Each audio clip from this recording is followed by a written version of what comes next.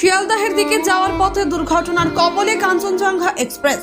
মালগাড়ির ধাক্কায় ট্রেনের পেছন দিকের দুটি কামরার লাইনচ্যুত হয়েছে বলে খবর। বহু যাত্রী আহত হয়েছেন, চলছে উদ্ধার কাজ।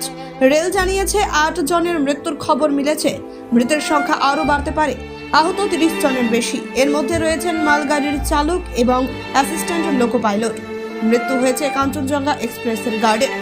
সার্বিকভাবেই রেলের 3 জন কর্মীর মৃত্যু হয়েছে। 5 জন যাত্রী মারা গিয়েছেন। স্থানীয় সূত্রে খবর, নিউ জলপাইগুড়ি স্টেশন থেকে সোমবার সকালে নির্ধারিত সময়ে রওনা দিয়েছিল কাঞ্চনজঙ্ঘা এক্সপ্রেস। নিজ বাড়ি এবং রাঙাপানি স্টেশনের মাঝে দুর্ঘটনা ঘটে। পেছন দিক থেকে একটি মালগাড়ি এসে ওই ট্রেনকে ধাক্কা মারে বলে খবর।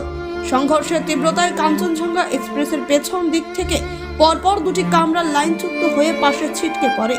যদিও রেলওয়ে বোর্ডের সিইও জয়া